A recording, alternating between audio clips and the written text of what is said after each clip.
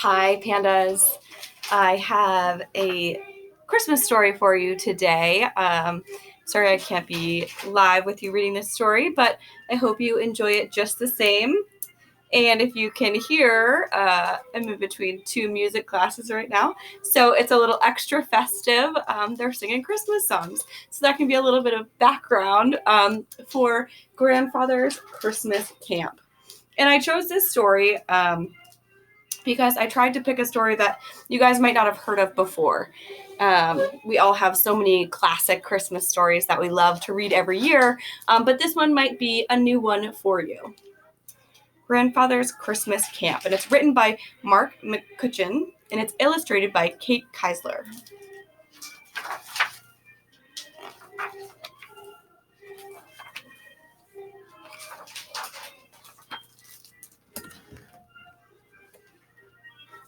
Grandfather and I can't find Mr. Biggins. We whistle for him out back, we shout for him in the meadow. Grandfather blows his alpenhorn, but Mr. Biggins doesn't come. Gone up the mountain after deer again, Grandfather mumbles. I'll have to go fetch the old three-legged fool. He'll never make it back with this snow coming. I want to go, Grandfather. On Christmas Eve? His eyes blaze at me. For a long time he sizes me up, then growls, Want you dressed from head to toe now, Lizzie, and I don't want you belly aching or holding me up. Grandfather is big and leathery, and he doesn't like slowpokes. He's a mountain man.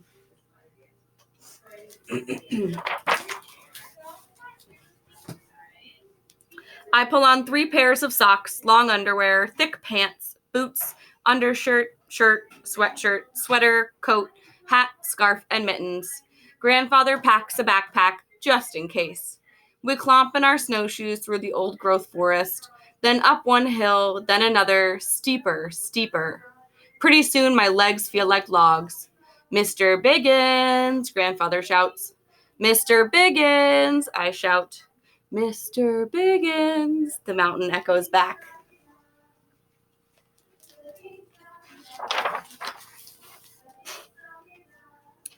The snow swirls down in a carousel of sugar and doilies. Icicles hang from the trees like glass ornaments. My breath smokes. Puff, puff, puff. A buck leaps across the trail. A raccoon dumps snow on us from the top of a fir tree. Grandfather yanks off his mittens, jams his fingers in his mouth, and whistles so loud for Mr. Biggins that I have to hold my ears.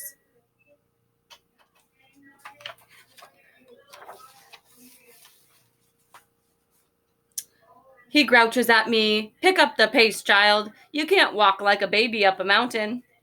We go up the zigzagging trail Grandfather calls a switchback. It's easier to climb than a straight path, but my feet are tired anyway. Mr. Biggins, Grandfather roars into the wilderness. You're a contemptible mongrel to be pulling this on Christmas Eve. I have a mind to leave you to your own devices. But I know Grandfather doesn't mean it. He loves Biggins way too much.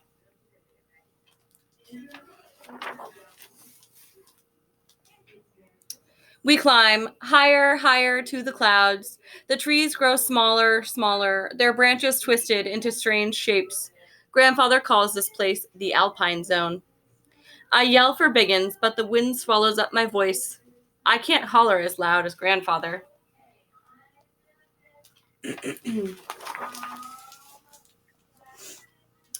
We sit down in a clearing and share a candy bar from the backpack. Grandfather rakes snow out of his beard with his fingers. He stoops to examine some footprints going up the trail. Those are Biggins' paw prints, all right. No mistaking a 3-legged dog. I begin to shiver, but I don't dare tell Grandfather.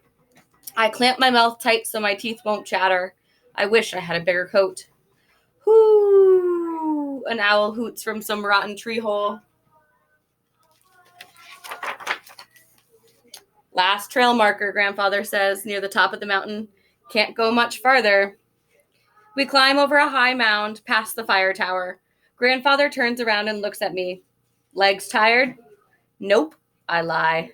We'll make camp, cook some meat. Biggins will smell it and come running. Then I'll give him a piece of my mind. Okay, Grandfather. We gather wood, make a fire. It's hard to start a fire up here, Grandfather says, because the air is thinner. But he can always get a fire going, even when it's raining. Grandfather cups his hands around his mouth and takes a giant breath. Mr. Biggins, here, dog, supper, dog. But Mr. Biggins doesn't come. Grandfather empties his pack. He fries venison and melts cheese on it. He makes a hot sandwich and hands it to me. Then we crush saltines in our steaming cocoa. The meat smell drifts all over the mountain, but Mr. Biggins doesn't come.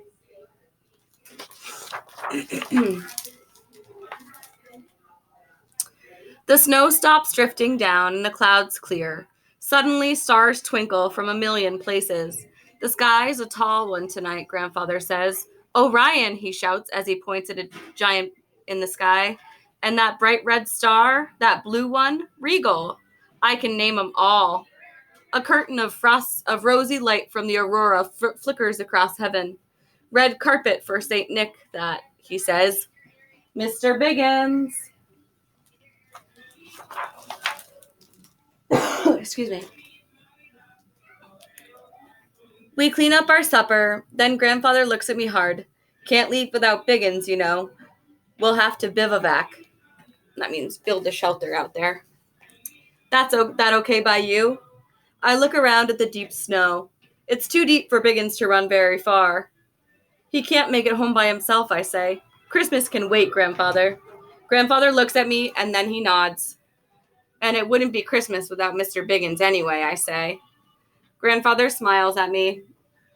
He gathers snow in a pile. I help pile on more and more snow. Then we hollow out an igloo. It's not a hotel, Grandfather says, but it'll keep us warm till morning.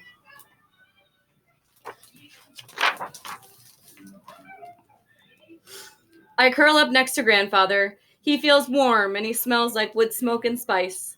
I hear him whisper something about Mr. Biggins. Then he snores. Lying in the dark, I miss Biggins' claws going ticka-ticka-ticka across the floor. I listen for barks and panting. I smell the air for stinky fur and breath, but there is only the dark. In the middle of the night, I dream of bells, jingling, jangling, echoing across the sky. I squint up through the roof of the igloo at the stars and see it. The sleigh, the long train of reindeer, and St. Nick, passing over the mountain, then disappearing into a cloud. I'm dreaming, I think, and curl up closer against Grandfather. Merry Christmas, Grandfather, I say in my sleep.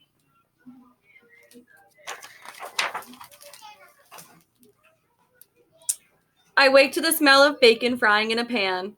A three-legged brown missile with a jangling collar leaps on me and laps my nose. Mr. Biggins! Lost his way and didn't catch the dough. Been eaten like a starved pig, Grandfather says. Come out, St. Nick brought you something. What is it? Our ride home.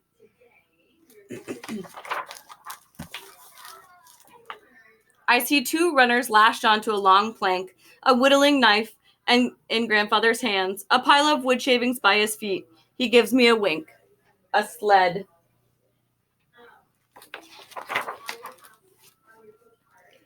We finish eating and pack up our mess. Grandfather gets on the sled and back. I get in front.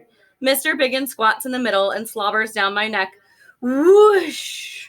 Down the mountain trail, past the fire tower, around the gnarly trees, zigzag across the switchback, up over the humpbacks and shoulders, bump, bump, bump over the moguls, around and down a chute, shh, past the frozen pond, through the old-growth forest, galumpa bump over the washboard foothills, and through the meadow to the old log cabin with the sway-backed roof. Me, Grandfather, and Mr. Biggins, safe and home on Christmas Day. And that is the end of Grandfather's Christmas Camp. Something I love about it is how relatable it is. I'm sure many of you could make a connection to one part of the story or another.